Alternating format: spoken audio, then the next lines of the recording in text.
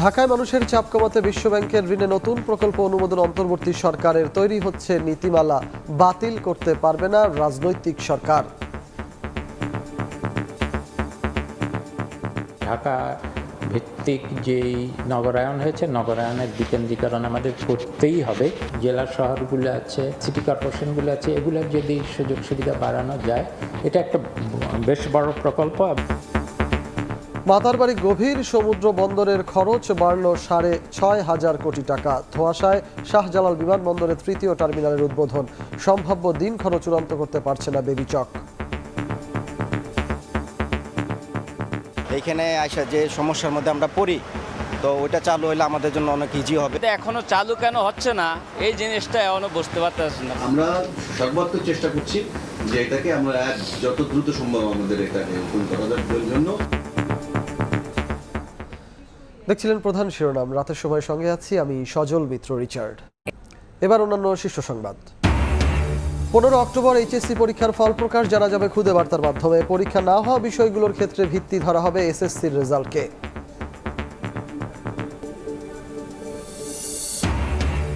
ফেসবুকে আবু সাঈদকে নিয়ে বিতর্কিত মন্তব্যের জেরে সাময়িক বরখাস্ত নির্বাহী ম্যাজিস্ট্রেট তাবাসসুম। চাকরিচ্যুতির দাবিতে রংপুরে বিক্ষোভ। সাবেক মন্ত্রী সাবের হোসেনকে আদালতে তোলার সময় হট্টগোল। রিমান্ডে 2 সচিব নজিবুর, আমিনুল। কারাগারে পাঠানো হলো নারায়ণচন্দ্রকে। নতুন মামলায় গ্রেপ্তার হাজি সেলিম। এবং দেশের মাটিতে সাকিবের অবসরের সম্ভাবনা জানালেন বিসিবি সভাপতি। ইতিবাচক সাড়া মিলেছে সরকারের পক্ষ থেকে। মাঠ ও অনুশীলনে নিরাপত্তা দেবে বোর্ড।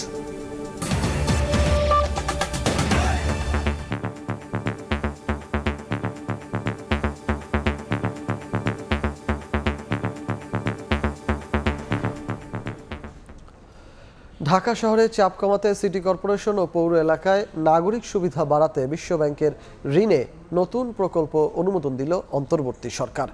৬.৫ কোটি টাকা খরচ বাড়িয়ে ২৪,৩৮১ কোটি টাকা ব্যয় হতে যাচ্ছে মাতারবাড়ি গভীর সমুদ্র বন্দর। জাপানের ঋণে প্রকল্পটি ২০২৯ সালের মধ্যে বাস্তবায়ন করা হবে। কর্ণফুলী নদীর ওপর হবে সড়ক ও রেল সেতু। একনেক সভা শেষে পরিকল্পনা উপদেষ্টা জানান, কোনো রাজনৈতিক সুবিধাপুষ্ট প্রকল্প হাতে নেওয়া হবে না। দেশের দক্ষিণ পূর্বে সমুদ্র অর্থনীতি ও ভূ রাজনৈতিক দৃষ্টিতে একটি গভীর সমুদ্র বন্দর নির্মাণের পরিকল্পনা দীর্ঘদিনের। এর আগে ২০১২ সালে সোনাদিয়া দ্বীপে চীনের আগ্রহে গভীর সমুদ্র বন্দর নির্মাণ অনেক দূর এগুলেও শেষ পর্যন্ত ভারতের আপত্তিতে মুখ থুবড়ে পড়ে। সবশেষ ২০২০-এ জাপানের সহযোগিতায় মাতারবাড়িতে প্রকল্পটি আবারও আলোর মুখ দেখতে শুরু করে। বর্তমান সরকারের দ্বিতীয় একনেক সভায় দ্বিতীয় সংশোধনী এনে প্রকল্পটির মেয়াদ বাড়ানো হলো 3 বছর। বাস্তবায়নে ২৪,০০০ কোটি টাকার মধ্যে জায়গায় ঋণ দেবে প্রায় 18,০০০ কোটি টাকা। যখন আরও ব্যবসা বাণিজ্য বাড়বে, একটা গভীর সমুদ্র বন্দর না লাগলে আমাদের ব্যবসা খরচ অনেক বেশি হয়, কারণ ছোট ছোট জাহাজে করে সিঙ্গাপুর বা অন্য কলম্বো থেকে আমাদের নিয়ে আসতে হয়। এটা অনেক বেশি ব্যয়বহুল, সময় সাপেক্ষ। জাপান কিন্তু একটা দেশ যেটা অত্যন্ত, আমি আগেই বলেছি, খুব সহজ শর্তে ঋণ দেয়। জাপান এই জন্য আমাদের কাছে খুব নিরাপদ মনে হয়। জাপানি প্রকল্পে দেশীয় ঠিকাদার দুর্নীতি করেছে এমন কোনো প্রমাণ আমিও কখনো শুনিনি। একনেকে অনুমোদন দেয়া হয় ঢাকা রংপুর মহাসড়কের প্রকল্প শেষ করতে।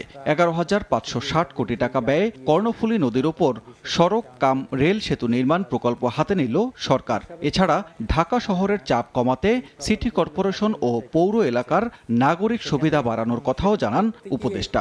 কালুরঘাট কর্ণফুলী নদীর উপর একটা নতুন রেল এবং গাড়ি দুটোই চলবে, এরকম একটা প্রকল্প। এই প্রকল্প সবগুলোই কিন্তু আগামী বছরে একটা বরাদ্দ আছে, সেটা আমরা মঞ্জুর করেছি, কিন্তু এই প্রকল্পগুলো সব বেশ কয়েক বছর ধরে চলতে হবে। ঢাকা ভিত্তিক যেই নগরায়ন হয়েছে, নগরায়নের বিকেন্দ্রীকরণ আমাদের করতেই হবে।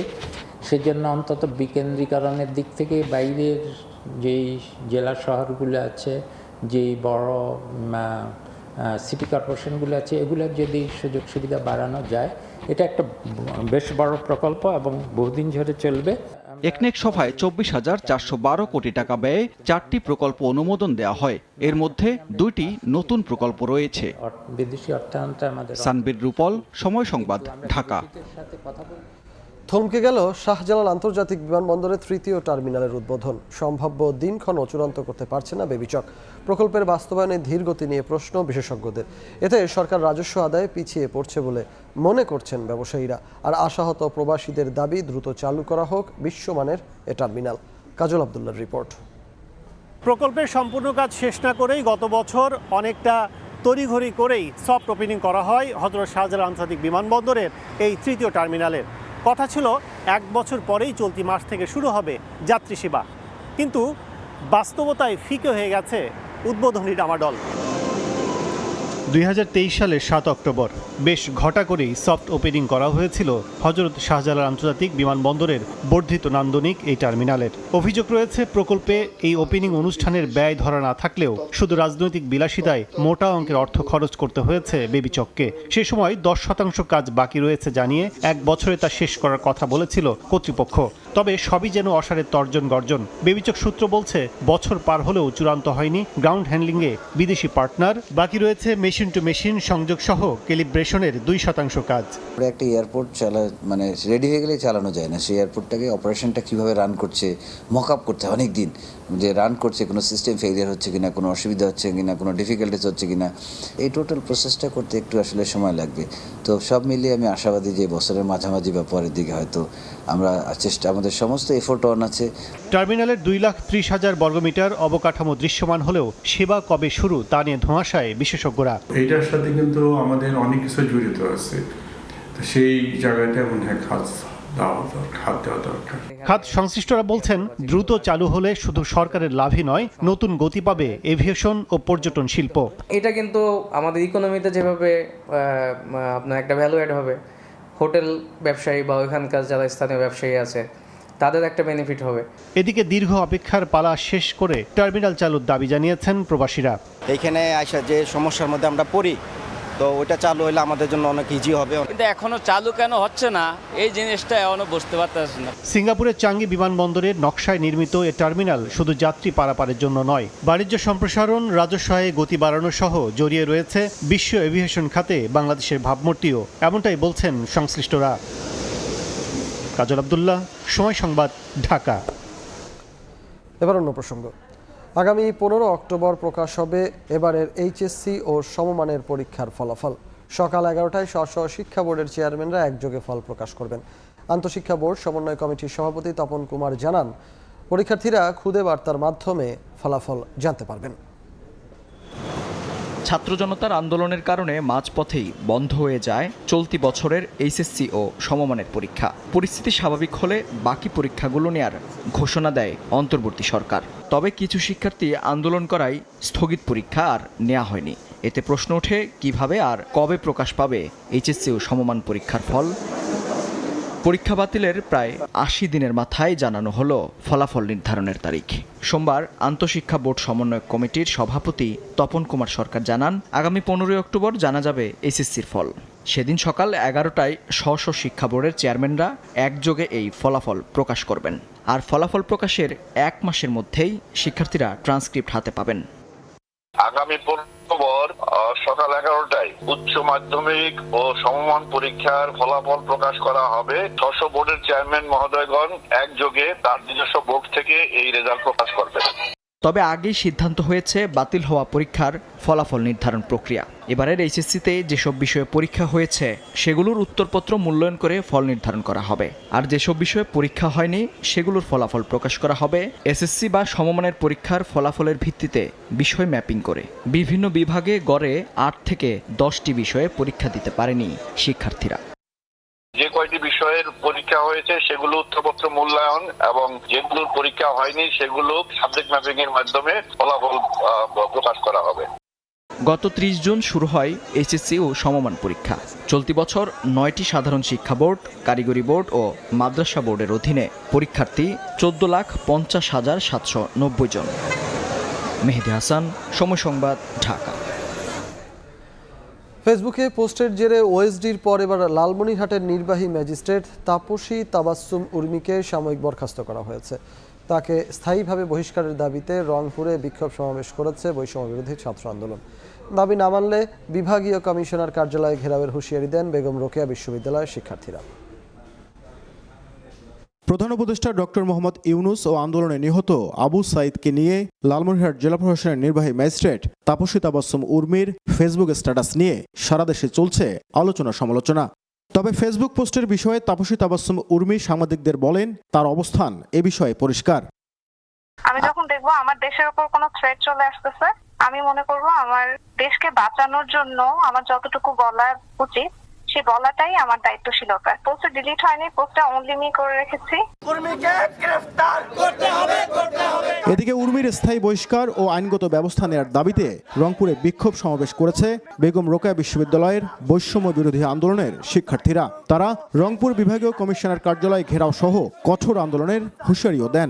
যেখানে সারা দেশের মানুষ আবু সাইদের যে আত্মত্যাগে চোখ দিয়ে মানুষের ঝরঝর করে পানি পড়ছে, তাকে এইভাবে কটূক্তি করাটা আমরা কোনোভাবেই পরিবারের পক্ষ থেকে মেনে নিতে পারছি না। এই উর্মিকে যথাযথ শাস্তির ব্যবস্থা করতে হবে। আইনজীবীরা বলছেন একজন সরকারি কর্মকর্তার এমন মন্তব্য পুরোপুরি আইন পরিপন্থী। ছাত্ররা যে প্রাণ দিল, সেই ছাত্রদের প্রাণ দেওয়ার প্রতিও তো একজন শিক্ষিত মানুষ হিসেবে শ্রদ্ধাবোধ থাকা দরকার, সেটাও কিন্তু উনি রাখতে পারলেন না। এদিকে সোমবার বিকেলে নির্বাহী ম্যাজিস্ট্রেট তাপসী তাবাসসুম উর্মিকে সাময়িক বরখাস্ত করেছে জনপ্রশাসন মন্ত্রণালয়। নাজমুল ইসলাম নিশাত, সময় সংবাদ, রংপুর। বিগত 3টি সংসদ নির্বাচন বাতিল ও নতুন সংবিধান প্রণয়নের দাবি জানিয়েছেন বৈষম্য বিরোধী ছাত্র আন্দোলনের অন্যতম সমন্বয়ক হাসনাত আব্দুল্লাহ। একই সঙ্গে ছাত্রলীগের রাজনীতি নিষিদ্ধের দাবিও করেন তিনি। বুয়েট ছাত্র আবরার ফাহাদের ৫ম মৃত্যুবার্ষিকীতে আয়োজিত সংহতি সমাবেশে একথা বলেন হাসনাত। একই দিন আলাদা অনুষ্ঠানে গণ অধিকার পরিষদের সভাপতি নুরুল হক ছাত্রলীগের কর্মীদের দ্রুত বিচারের আওতায় আনার দাবি জানান। আবরার হত্যাকাণ্ডের ৫ম মৃত্যুবার্ষিকী আজ। এ উপলক্ষে আবরার ফাহাদ স্মৃতি সংসদ রাজধানীর শাহবাগে ছাত্র সমাবেশের আয়োজন করে। এতে অংশ নেন জুলাই আন্দোলনের অন্যতম সমন্বয়ক হাসনাত আব্দুল্লাহ। নিষ্ঠুর সেই ৬ অক্টোবরের স্মৃতিচারণ করে তিনি আওয়ামী লীগ আমলে অনুষ্ঠিত ৩ সংসদ নির্বাচন বাতিলের দাবি তোলেন। যারা গত 3টা ইলেকশনকে প্রশ্নবিদ্ধ করেছে, এইসব সংসদ সদস্যকে কেন রাষ্ট্রদ্রোহী মামলায় জড়ানো হবে না? তাদের সম্পদ কেন বাজেয়াপ্ত করা হবে না? গত 3টা ইলেকশনকে আমাদের বাজেয়াপ্ত করতে হবে, 3টা ইলেকশনকে অবৈধ ঘোষণা করতে হবে, আমাদের সংবিধানকে বাতিল করতে হবে এবং আমাদের পুরনো সংবিধানের যেই রাষ্ট্রপতি রয়েছে তাকে দ্রুততম সময়ের মধ্যে অপসারণ করতে হবে। ভারতের বসে বাংলাদেশের বিরুদ্ধে শেখ হাসিনা ষড়যন্ত্র করছেন উল্লেখ করে ছাত্রলীগের রাজনীতি বাতিলেরও দাবি জানান হাসনাত। ছাত্রলীগের ভবিষ্যৎ কি হবে সেটির সিদ্ধান্ত ছাত্র নাগরিক নেবে। একই স্থানে আবরারের স্মরণে আলোচনা সভার আয়োজন করে বাংলাদেশ ছাত্র অধিকার পরিষদ। বাংলাদেশের পররাষ্ট্র নীতির প্রশ্নে বক্তারা বলেন, ভারতের সঙ্গে বন্ধুত্বপূর্ণ সম্পর্ক চায় বাংলাদেশ। ভারতে গিয়ে নতুন ষড়যন্ত্র করছে। ভারতকে আমরা পরিষ্কারভাবেই বলতে চাই, তারা যদি আমাদের সাথে বন্ধুত্ব করতে চায়, সেই বন্ধুত্ব হবে মর্যাদার ভিত্তিতে, গোলামির ভিত্তিতে নয়। এদিকে আবরার ফাহাদ হত্যা মামলার আপিল শুনানি দ্রুত শুরুর উদ্যোগ নেওয়া হবে বলে জানিয়েছেন attorney general advocate Asaduzzaman. Chandrima Chowdhury, সময় সংবাদ, ঢাকা। বিএনপি কর্মী আমিনুল হত্যা মামলায় সাবেক মন্ত্রী সাবের হোসেন চৌধুরীকে 5 দিনের রিমান্ড দিয়েছেন আদালত। আর যুবদল নেতা শামীম হত্যার ঘটনায় পল্টন থানার আরেক মামলায় সাবেক 2 সচিব নজিবুর ও আমিনুলকে 3 দিনের রিমান্ড দেওয়া হয়েছে। বিকেলে সিএমএম আদালতে উভয় পক্ষের শুনানি শেষে বিচারক জামিন নামঞ্জুর করেন। এর আগে আদালত প্রাঙ্গণে আসামিদের ওপর ডিম ছোড়ে বিএনপি কর্মীরা। সোমবার বেলা 2:30 সাবেক মন্ত্রী সাবের হোসেন চৌধুরীকে 2022 সালে বিএনপি কর্মী আমিনুলকে হত্যার মামলায় গ্রেফতার দেখানো হয়। আদালতে তোলার সময় তার উপর চওড়াও হয় বিএনপি কর্মীরা। সাবের হোসেনের বিরুদ্ধে দেয় স্লোগান, বাঁধে হট্টগোল।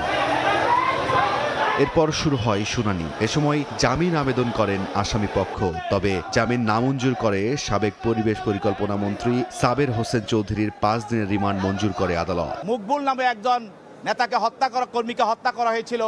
এর নেতৃত্বে ছিল পরিকল্পনায় ছিল সাব্বির হোসেন চৌধুরী। বিজ্ঞ আদালত এই মামলায় তাকে 5 দিনের রিমান্ড মঞ্জুর করেন। এদিকে যুবদল নেতা শামীম হত্যা মামলায় সাবেক মুখ্য সচিব নজিবুর রহমান ও সাবেক জননিরাপত্তা সচিব আমিনুল খানকে সিএমএম কোর্টে আনা হয়। 10 দিনের রিমান্ড আবেদনের পরিপ্রেক্ষিতে বিচারক মাহবুবুল হক 3 দিন রিমান্ড আবেদন দেন, নামঞ্জুর করেন জামিন আবেদন। সচিব উনি নিজেই বলেছেন উনি অনেক আগেই অবসরে গিয়েছেন এবং এনবিআর এর চেয়ারম্যান নজিবুর রহমান উনি অনেক আগেই অবসরে গিয়েছেন, এইসব ঘটনা ঘটার আগেই তারা অবসরে গিয়েছেন, সুতরাং তাদের এইসব ঘটনায় সম্পৃক্ত থাকার কোনো ধরনের সুযোগ নেই। এর আগে সকালে রাজধানীর চকবাজার থানার রাকিব হাওলাদার হত্যা মামলায় সাবেক সংসদ সদস্য হাজী সেলিম সহ 3 জনকে নতুন করে গ্রেফতার দেখিয়েছেন আদালত। ঝিনাইদহের মহেশপুর সীমান্ত দিয়ে ভারতে পালানোর সময় গ্রেফতার সাবেক ভূমিমন্ত্রী নারায়ণ চন্দ্র চন্দ্রকে কারাগারে পাঠানোর নির্দেশ দিয়েছে আদালত। রায়দুল ইসলাম শুভ, সময় সংবাদ, ঢাকা। আওয়ামী লীগ জনগণের টাকা বিদেশে পাচার করেছে উল্লেখ করে বিএনপি নেতারা বলেছেন, বিদেশে বসে দেশকে অস্থিতিশীল করতে এখনো ষড়যন্ত্র করছেন শেখ হাসিনা। রাজধানীর আলাদা অনুষ্ঠানে তারা আওয়ামী লীগের নিবন্ধন বাতিলের দাবি জানান।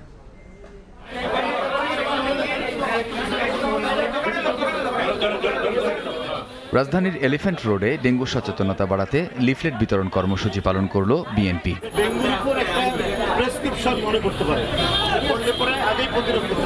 এতে অংশ নেন দলটির সিনিয়র যুগ্ম মহাসচিব রুহুল কবির রিজভী। এ সময় তিনি অভিযোগ করে বলেন, স্বৈরাচারের সহযোগীদের বিভিন্ন মন্ত্রণালয়ে গুরুত্বপূর্ণ দায়িত্ব দেয়া হচ্ছে। কেউ কেউ যখন এই স্বৈরাচারের পুনর্বাসনের কথা বলেন তখন বিপজ্জনক বার্তা যায় জনগণের কাছে।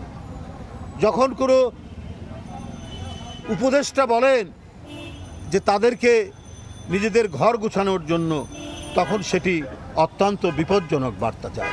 এদিন জাতীয় প্রেস ক্লাবে আলোচনা সভায় অংশ নিয়ে বিএনপি চেয়ারপারসনের উপদেষ্টা জয়নুল আবদিন ফারুক আওয়ামী লীগকে গণহত্যাকারী দল হিসেবে আখ্যা দেন। তাদের রাজনীতি নিষিদ্ধের দাবি জানিয়ে দ্রুত নির্বাচন কমিশন সংস্কার করে ভোটের রোডম্যাপ দিতে সরকারের প্রতি আহ্বান জানান তিনি। আওয়ামী লীগকে নিষিদ্ধ করতেই হবে। আওয়ামী লীগ আমার সদরি আলমকে ফেরত দেয় নাই, আওয়ামী লীগ আমার ইলিয়াস আলীকে এখনো ফেরত দেয় নাই। তারা কোথায় রেখেছে তাকে কোনো উত্তর আমরা আজও পাইনি। তাই সন্ত্রাসী দলকে বাংলাদেশে রাজনীতি করতে দিলে বাংলাদেশে আরো 20 বছর পিছিয়ে যাবে। বিদেশে বসে শেখ হাসিনা যেন দেশে অস্থিরতা সৃষ্টি করতে না পারে সে বিষয়ে নেতাকর্মীদের সজাগ থাকার আহ্বান বিএনপি নেতাদের। কামরুজ্জামান মামুন, সময় সংবাদ, ঢাকা। রাতের সময় আরো থাকছে, ময়মনসিংহ নেত্রকোনায় নতুন করে প্লাবিত হচ্ছে ভাটি অঞ্চল। পানি কমতে শুরু করলেও শেরপুরে কমেনি, ভোগান্তি, ফুটে উঠছে ক্ষতচিহ্ন। সাংবাদিকতাকে পেশাদার ও দায়িত্বশীল করতে গণমাধ্যম সংস্কার কমিশন গঠন করা হবে বলে জানিয়েছেন তথ্য উপদেষ্টা নাহিদ ইসলাম। জাতীয় প্রেস ক্লাবে এক আলোচনায় তিনি বলেন, ওয়েস্ট বোর্ড বাস্তবায়নে বাধা মালিক ও সম্পাদক। এ সময় প্রধান উপদেষ্টার প্রেস সচিব শফিকুল আলম জানান, অন্তর্বর্তী সরকার গণমাধ্যমের স্বাধীনতায় কোনো হস্তক্ষেপ করবে না। সব কালো আইন বাতিল করে অবাধ সাংবাদিকতার পথ উন্মুক্ত করা হবে। রাষ্ট্র সংস্কারের অংশ হিসেবে গণমাধ্যম সংস্কারের উদ্যোগ নিয়েছে সরকার। বদলে যাওয়া নতুন বাংলাদেশে সাংবাদিকতাকে পেশা হিসেবে গড়ে তুলতে আলোচনার আয়োজন করে মিডিয়া সাপোর্ট নেটওয়ার্ক। শিরোনাম, সংবাদ মাধ্যমের সংস্কার কেন, কিভাবে। রাজনৈতিক এবং অর্থনৈতিক আলোচনায় অংশ নেন মাঠ পর্যায়ের সাংবাদিক, সম্পাদক ও গণমাধ্যম বিশ্লেষকরা। মূল প্রবন্ধের পর নিজেদের মতামত তুলে ধরেন সংবাদকর্মীরা। গণমাধ্যমের উপর অযাচিত হস্তক্ষেপ, বেতন বৈষম্য, বিভিন্ন আইনি জটিলতার কথা তুলে ধরেন তারা। দেশের যে কোনো পত্রিকায় কি ছাপা হবে না হবে তা যেমন রাজনৈতিক হস্তক্ষেপ ছিল, তেমনি আরো বেশি ছিল বিজ্ঞাপনী সংস্থার হস্তক্ষেপ। গার্মেন্টসের চেয়ে কম বেতন পায়। এই প্রেজেন্ট সিচুয়েশনে আপনারা যদি খোঁজ নিয়ে দেখেন, বহু টেলিভিশনের 3 মাস 6 মাস করে বেতন বাকি আছে। টিভির জন্য হয়তো একটু এদিক ওদিক হতে পারে, পত্রিকার জন্য একরকম হতে পারে, কিন্তু একটা অভিন্ন ওয়েস্ট বোর্ড হতে পারে কিনা সেটা দেখার বিষয়। ইউনিয়নগুলো সংস্কার করা উচিত। ইউনিয়নে এখন ভুয়া সাংবাদিকের সদস্য সংখ্যা অনেক বেশি। একটা ইউনিয়নে 2000, আরেকটা ইউনিয়নে 3000, 5000 সাংবাদিক ঢাকায় আছে। এটা আমার বিশ্বাসই হয় না। আলোচনায় অংশ নিয়ে তথ্য উপদেষ্টা নাহিদ ইসলাম বলেন, সাংবাদিকতার সুরক্ষার জন্য গণমাধ্যম সংস্কার কমিশন গঠন করা হবে। মিডিয়া লিটারেসি সেটিও আমাদের মধ্যে গড়ে ওঠেনি। যখন এখানে ওয়েস্ট বোর্ডের কথা আসে, সম্পাদক মালিকরা তারা কিন্তু ওয়েস্ট বোর্ড নিয়ে এক ধরনের বিরোধিতা করে।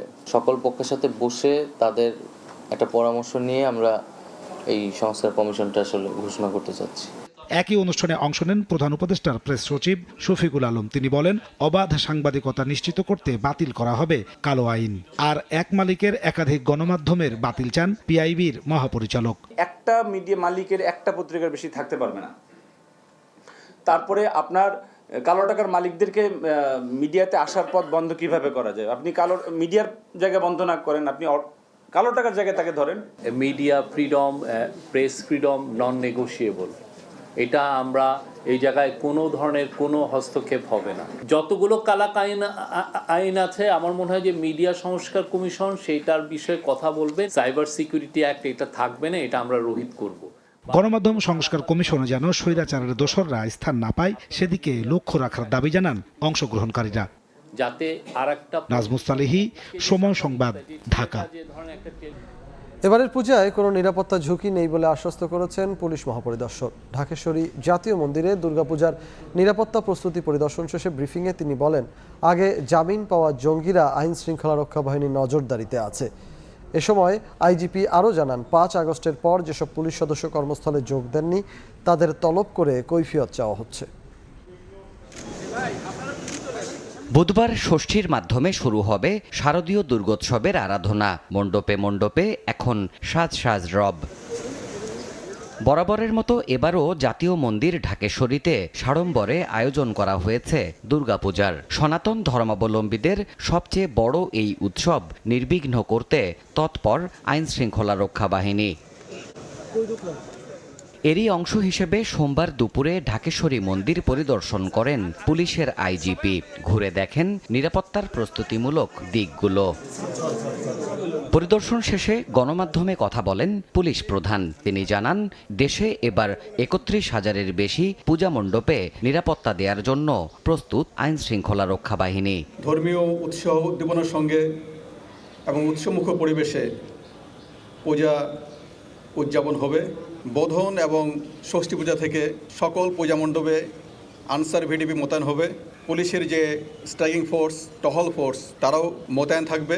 যদি কেউ অপতৎপর চালায় সেই ক্ষেত্রে তাৎক্ষণিক দ্রুত ব্যবস্থা নেওয়া হবে। সবার মত প্রকাশের স্বাধীনতা থাকলেও কেউ যাতে ফায়দা নিতে না পারে সেজন্য পর্যাপ্ত ব্যবস্থা রাখা হবে বলে জানান আইজিপি। নিরাপত্তা সংখ্যা এটা আমাদের কাছে কোনো ডেফিনিট কোনো কিছু নাই, তারপরেও আমরা সতর্ক থাকতে চাই। এখানে কোনো ধরনের বিশৃঙ্খলা, কোনো ধরনের অপতৎপরতা কোনো সুযোগ নাই। কেউ জঙ্গি তৎপরতা করবে বা আইএসআই বা অন্য কোনো সংগঠনের ভাবাদর্শে চলবে সেটার কোনো সুযোগ নাই। জঙ্গির কথা বলা হচ্ছে এবং যারা জামিনের কথা বলা হচ্ছে তাদের উপর আমাদের নজরদারি সেটি কিন্তু অব্যাহত আছে। কেউ যদি জঙ্গি কার্যক্রমে জড়িত হয় সেই ক্ষেত্রে তাদেরকে বিহাইন্ড দ্য বার্স থাকতে হবে। পুলিশের হারানো মনোবল ফিরে আসতে শুরু করেছে বলেও জানান ময়নুল ইসলাম। যারা গরহাজির সদস্য ইতিমধ্যে তাদেরকে তাদের যে ডিপার্টমেন্টের অ্যাকশন সেটা কিন্তু শুরু হয়েছে। তাদেরকে কৈফিয়ত তলব করা হয়েছে, তারা কেন গরহাজির, তাদেরকে হাজিরের জন্য নোটিশ করা হয়েছে এবং তারা যদি না আসে আমাদের ব্যবস্থা ক্লিয়ার, তাদেরকে চাকরিতে রাখার কোনো সুযোগ নাই। সীমান্ত এলাকায় বিজিবি আর উপকূলে কোস্টগার্ডের পাশাপাশি সশস্ত্র বাহিনীও এবারের পূজায় মাঠে থাকবে বলে জানান পুলিশ প্রধান। সশস্ত্র বাহিনী প্রতিটি জেলায়, প্রতিটি অঞ্চলে মোতায়েন আছে। দেবাশিস রায়, সময় সংবাদ, ঢাকা। রাতের সময় আরও থাকছে, হজ পালনের সমুদ্রপথে বাংলাদেশ থেকে মুসল্লি পাঠাতে বাধা নেই। ধর্ম উপদেষ্টার সঙ্গে সৌদির হজ ও ওমরা বিষয়ক মন্ত্রীর বৈঠক। মাল্টিপল ভিসা ইস্যুর আশ্বাস। এবার বাণিজ্যের খবর।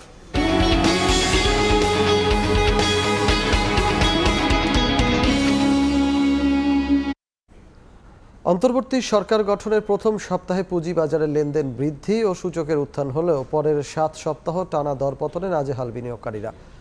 এক পর্যায়ে বাধ্য হয়ে কমিশন চেয়ারম্যানের পদত্যাগের দাবি জানান তারা। এদিকে শিগগিরই পুঁজিবাজারে সুখবরের আশা দেখছেন না বিশ্লেষকরাও। মহির মারুফের প্রতিবেদন। রোগী মারা যাওয়ার পরে যদি ডাক্তার জিজ্ঞাসা করে রোগী কেমন আছে, এই মার্কেটটার অবস্থা ঠিক তাই। পুঁজি বিনিয়োগকারীরা নিঃসহায় অবস্থানে আছে এবং মার্কেটের যে উত্থান পতন এটার কোনো নিয়ন্ত্রণ নেই। আমি ক্ষুদ্র তো, অনেকের অনেক টাকা পয়সা আছে, তাদের কিছু আসে যায় না, কিন্তু আমার আসে যায় আমাদের সন্তানগুলো খাইতে পারতেছে না এখন। কান্নারে ইতিহাস ২০১০ সাল থেকে। সে সময় দেশের পুঁজিবাজারে স্মরণকালের ভয়াবহ ধসে শত শত বিনিয়োগকারী পথে বসেন। অনেকে সোনালী ঋণের প্রত্যাশা পুষে রেখেও পাননি আশার আলো। অন্তর্বর্তী সরকার গঠনের শুরুতে আশায় বুক বাঁধলেও ১.৫ মাসের বেশি টানা দরপতনে লাখ লাখ টাকা হারিয়ে আবারও দিশেহারা বিনিয়োগকারীরা। গত ১.৫ মাসে ঢাকা স্টক এক্সচেঞ্জ ডিএসি পুঁজি হারিয়েছে ৩১,০০০ কোটি টাকা। এর মধ্যে গত সপ্তাহেই ডিএসির বাজার মূলধন কমেছে প্রায় ১৩,৫০০ কোটি টাকা। ডিএসির তথ্য বলছে গত সপ্তাহের প্রতিটি কার্যদিবসে মূলধন কমেছে গড়ে প্রায় ৩৮%। প্রতিদিন বাজার হারিয়েছে ২৫০ কোটি টাকার বেশি। গত সপ্তাহে ডিএসিতে লেনদেন হওয়া কোম্পানির মধ্যে দাম কমেছে সিংহভাগের, বেড়েছে হাতে গোনা কয়েকটির। সর্বশেষ রোববার সূচক কমেছে ৮৪ পয়েন্ট, যা গত ২ মাসের মধ্যে সর্বোচ্চ।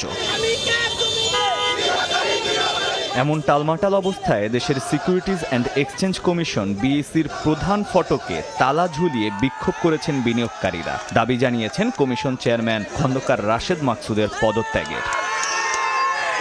পরিস্থিতি সামাল দিতে বিনিয়োগকারীদের সঙ্গে আলোচনায় বসেন কমিশনের নির্বাহী পরিচালকরা।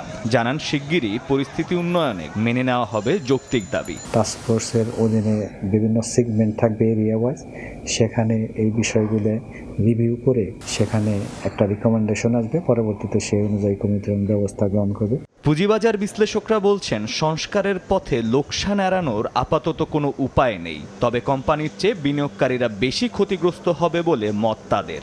আপনি ট্রান্সফরমেশনে যখন যাবেন, যখন একটা পরিবর্তনে যাবেন, একটা গ্রুপ কিন্তু এখানে বড় হারেই ক্ষতিগ্রস্ত হবে, যারা হয়তো এটার জন্য দায়ী না, দায়ী যারা তারা কিন্তু হয়তো সিনেও নাই। বাজার কারসাজি থেকে বাঁচতে স্বল্প সময়ে লাভ উঠানোর মানসিকতা থেকে সরে আসা ও বাজার বুঝে বিনিয়োগের পরামর্শ বিশ্লেষকদের। মহির মারুফ, সময় সংবাদ, ঢাকা। উজানের পানি নামলেও ময়মনসিংহ ও নেত্রকোনায় নতুন করে প্লাবিত হয়েছে ভাটি অঞ্চল। ৩ জেলার লাখ লাখ মানুষ এখনও পানিবন্দী থাকায় দুর্ভোগ কাটেনি। অনেক এলাকায় এখনও ত্রাণ পৌঁছায়নি বলে অভিযোগ করেছেন বানভাসী মানুষ। এদিকে বৃষ্টি না হওয়ায় শেরপুরে কমতে শুরু করেছে বানের পানি। ধীরে ধীরে দৃশ্যমান হচ্ছে বন্যার ক্ষত। আবাদি ফসল নষ্ট হওয়ায় দিশেহারা হাজার হাজার কৃষক।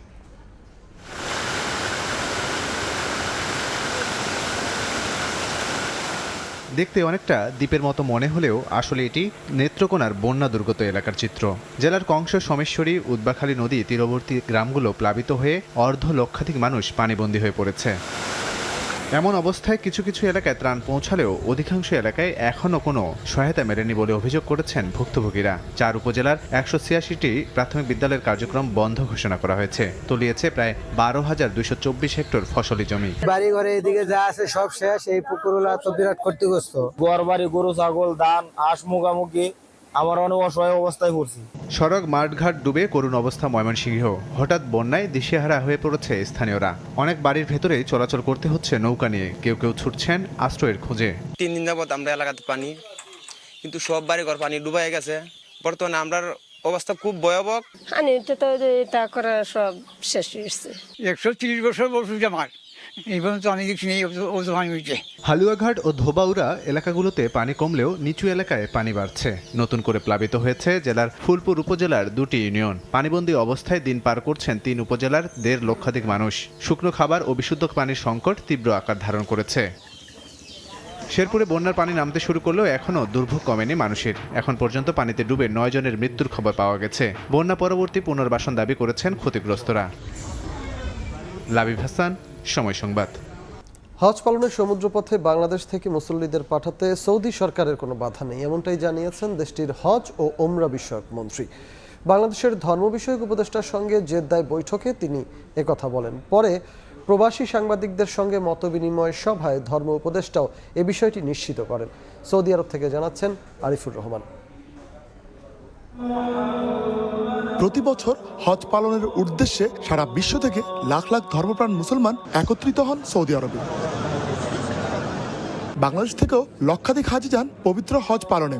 দিন দিন বাড়ছে এই সংখ্যা। তাই আকাশপথের পাশাপাশি সমুদ্র পথেও বাংলাদেশ থেকে হাজি প্রেরণে পরিকল্পনা করা হচ্ছে। এবার সৌদি সরকার জানালো সাগর পথে হাজি পাঠানোর বিষয়ে তাদের পক্ষ থেকে কোনো বাধা নেই।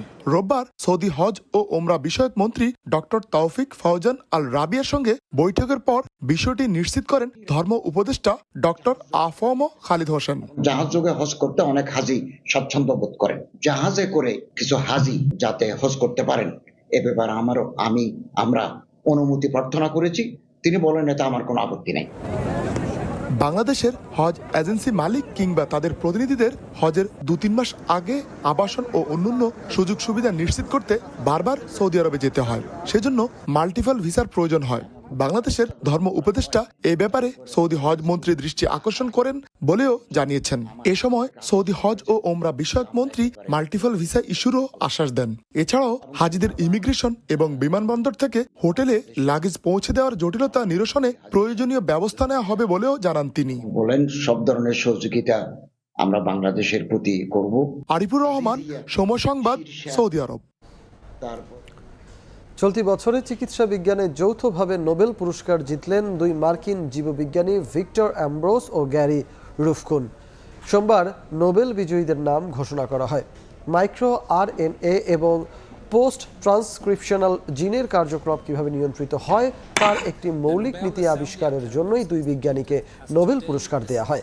তাদের এ কাজ কোনো প্রাণীর দেহ গঠন ও কিভাবে করে তা বুঝতে গুরুত্বপূর্ণ ভূমিকা রাখছে। প্রতি বছরের অক্টোবর মাসের প্রথম সোমবার শুরু হয় নোবেল বিজয়ীদের নাম ঘোষণা। প্রথম দিনে ঘোষণা করা হয় চিকিৎসা শাস্ত্রের নোবেল জয়ীর নাম। আগামীকাল পদার্থবিজ্ঞানে নোবেল বিজয়ীর নাম ঘোষণা করা হবে।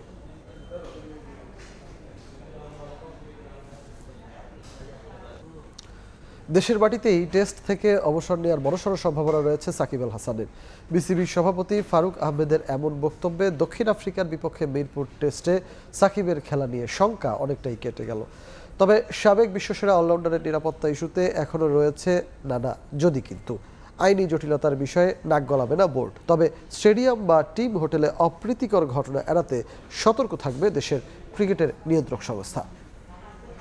আমি যদি দেশে যেয়ে খেলতে পারি, মিরপুর টেস্ট হবে আমার জন্য লাস্ট। জনগণের পক্ষ থেকে যদি নিরাপত্তা ঝুঁকি থাকে সেটা কেউই কাউকে আসলে দিতে পারবে না। আমি তো আসলে কোনো এজেন্সি না, আসলে পুলিশ বা র্যাব, এটা আসলে এটা আমার হাতে না। একজন প্লেয়ার যার দেশের জন্য এত অর্জন রয়েছে, তিনি বাংলাদেশেই তার যেহেতু টেস্ট শেষ করতে চাচ্ছেন, সে ফেয়ারওয়েলটা পাক। দেশের ইতিহাসের সেরা ক্রিকেটার ক্যারিয়ারের শেষ টেস্টটা খেলতে চান মিরপুর শেরেবাংলা জাতীয় স্টেডিয়ামে, কিন্তু সেটা সম্ভব কিনা তা নিয়ে ছিল ধোঁয়াশা। তবে এবার নতুন করে আশাবাদী হতে পারেন সাকিব ভক্তরা। সাকিবের সাথে আমার যোগাযোগ হয়েছে, সাকিবের খুব ভালো সম্ভাবনা আছে বাংলাদেশ থেকে রিটায়ার করার। সাবেক সংসদ সদস্যের বিরুদ্ধে হত্যা মামলা থাকায় দেশে ফিরে মাঠে নামতে পারবেন এমন নিশ্চয়তা পাওয়া যায়নি এতদিন। যুব ও ক্রীড়া উপদেষ্টা আর বিসিবি সভাপতির সাম্প্রতিক বক্তব্যে সাকিবের নিরাপত্তার বিষয়ে পরিষ্কার হয়নি কিছু। সার্বিক পরিস্থিতি বিবেচনায় ভারতের বিপক্ষে কানপুর টেস্টে সাবেক বিশ্বসেরা অলরাউন্ডারের এপিটাফ লিখে ফেলেছিলেন অনেকে। তবে 21 অক্টোবর থেকে দক্ষিণ আফ্রিকার বিপক্ষে মিরপুরে শুরু হতে যাওয়া টেস্টে সাকিব খেলবেন বলেই ধারণা করা হচ্ছে এখন। তার নিরাপত্তা প্রসঙ্গে বিসিবি প্রেসিডেন্টকে আগের চেয়ে আন্তরিকই মনে হলো। গভর্নমেন্ট লেভেল থেকে আসতে হবে। আপনি জানেন, আগেও বলেছি আইন শৃঙ্খলা বাহিনী আছে, তারপরে এখানে অ্যাডভাইজার আছেন, চিফ অ্যাডভাইজার আছেন, তারা কিন্তু ডিসিশন নিবে তার সামগ্রিক যেই ইয়েটা নেয়ার, মানে দায়িত্বটা নেয়ার, ওটা যখন আমরা পেয়েছি। আর আমাদের যতটুকু ক্ষমতা, যেমন স্টেডিয়ামের ভিতরে আপনার ও ইনডোরে যাবে, ও মাঠে খেলবে, ওই যে ওইখানে আরেকটা প্র্যাকটিস গ্রাউন্ড আছে, ওখানে যাবে, এই দায়িত্বটা তো আমার নেওয়া খুব সহজ। এই মুহূর্তে যুক্তরাষ্ট্রে 663 স্ট্রাইকার্স টুর্নামেন্টে খেলছেন সাকিব। তবে সেখানে যাওয়ার আগে ভারতে সিরিজ কভার করতে যাওয়া বাংলাদেশি গণমাধ্যম কর্মীদের নাকি বলে গেছেন দেখা হবে মিরপুরে। মাকসুম আলম খান, সময় সংবাদ, ঢাকা। সিরিজে টিকে থাকার সমীকরণ নিয়ে বাংলাদেশ দল এখন দিল্লিতে। দ্বিতীয় টি-20তে মাঠে নামার আগে মঙ্গলবার এক সেশন অনুশীলন করবে শান্ত বাহিনী। যে ম্যাচে টাইগার একাদশে আসছে একাধিক পরিবর্তন। তবে দিল্লির অরুণ জেটলি বরাবরই নাকি লাকি ভেন্যু হিসাবে পরিচিত বাংলাদেশের কাছে। এ মাঠে রঙিন পোশাকে একাধিক ম্যাচের জয় আছে টাইগারদের। দিল্লি থেকে আরও জানাচ্ছেন মাহবুব রিমন। চেন্নাই, কানপুর, গোয়ালিয়র হয়ে একটা জয়ের খোঁজে বাংলাদেশ দল এখন দিল্লিতে। সোমবার স্থানীয় সময় দুপুর 2টার সময় বাংলাদেশ দলকে বহনকারী চার্টার বিমানটি দিল্লির ইন্দিরা গান্ধী আন্তর্জাতিক বিমানবন্দরে অবতরণ করে, যেই একই দলে ছিল টিম ইন্ডিয়াও। চিপক, গ্রিন পার্ক কিংবা মাথুবরাও সিন্ধিয়ায় ছিল টাইগারদের ভয়াবহ ব্যাটিং ব্যর্থতা। তবে দিল্লি বলেই যত আশা, কেন তার কারণটাও ব্যাখ্যা করছি। দিল্লির অরুণ জেটলি ক্রিকেট স্টেডিয়াম অন্তত টাইগারদের জন্য লাকি ভেন্যু হিসেবে পরিচিত। ভারতের বিপক্ষে মুখোমুখি এর আগের 15 দেখায় যে একমাত্র জয় আছে বাংলাদেশের 2019 সালে, তা এসেছে এই দিল্লিতেই। অবশ্য লিটন, মাহমুদুল্লাহ আর মুস্তাফিজ ছাড়া সেই স্কোয়াডের কেউই নেই এই দলে। তবে সেখানেও আছে প্রশ্ন, আর তা হলো মাহমুদুল্লাহ, রিয়াদের পারফরমেন্স। সিনিয়র কোটায় দলে জায়গা পাওয়া রিয়াদের নেতিবাচক ব্যাটিং অ্যাপ্রোচ নিয়ে কম কথা হয়নি। তবে টিম ম্যানেজমেন্ট সূত্রের খবর, দ্বিতীয় টি-20তেও জায়গা পাক্কা মাহমুদুল্লাহ। এরপরও টাইগার স্কোয়াডে আসছে একাধিক পরিবর্তন। ম্যাচটির আগে মোটে একটা সেশনই অনুশীলনের সুযোগ পাবে বাংলাদেশ দল। মূলত সেখান থেকেই নিজেদের গেম প্ল্যান ঠিক করতে হবে টিম ম্যানেজমেন্টকে। জানা গেছে সেখানে পেস ইউনিটে আসতে পারে পরিবর্তন, বাদ পড়তে পারেন খরচে তাসকিন আহমেদ। তবে ভারতের মাটিতে খেলার অভিজ্ঞতায় এ দফায় টিকে যেতে পারেন পেসার মুস্তাফিজুর রহমান। এই দলে তানজিম সাকিবের ফেরাটা মোটামুটি নিশ্চিত। আরও একটা কারণে আলোচনায় এই দিল্লির অরুণ জেটলি ক্রিকেট স্টেডিয়াম। সবশেষ ওয়ানডে বিশ্বকাপে বাংলাদেশ যে 2টো জয় পেয়েছে তার একটা এই দিল্লিতে। সে ম্যাচের প্রতিপক্ষ ছিল শ্রীলঙ্কা, যে ম্যাচে সাকিব আল হাসানের টাইম আউট নিয়ে শুধুমাত্র দেশের ক্রিকেটই নয়, বিশ্ব ক্রিকেটেও বয়েছিল আলোচনার ঝড়। তবে দিন শেষে জয়টাই আসল। তাই তো হারের বৃত্তে ঘুরতে থাকা বাংলাদেশ শেষ পর্যন্ত এই দিল্লিতে খুঁজে পাবে কিনা সেই দিশা, সেটাই এখন দেখার অপেক্ষা। মাহবুব রিমন, সময় সংবাদ, দিল্লি, ভারত। এ পর্যায়ে শীর্ষ সংবাদগুলো জানিয়ে দিচ্ছি আরেকবার। ঢাকায় মানুষের চাপ কমাতে বিশ্বব্যাংকের ঋণে নতুন প্রকল্প অনুমোদন। মাতারবাড়ি গভীর সমুদ্র বন্দরের খরচ বাড়ল 6,500 কোটি টাকা। কর্ণফুলীর উপরে হবে সড়ক রেল সেতু। 15 অক্টোবর এইচএসসি পরীক্ষার ফল প্রকাশ, জানা যাবে খুদে বার্তার মাধ্যমে। পরীক্ষা না হওয়া বিষয়গুলোর ক্ষেত্রে ভিত্তি ধরা হবে এসএসসির রেজাল্টকে। এবং ফেসবুকে আবু সাইদকে নিয়ে বিতর্কিত মন্তব্যের জেরে সাময়িক বরখাস্ত নির্বাহী ম্যাজিস্ট্রেট তাবাসসুম। চাকরিচ্যুতির দাবিতে রংপুরে বিক্ষোভ।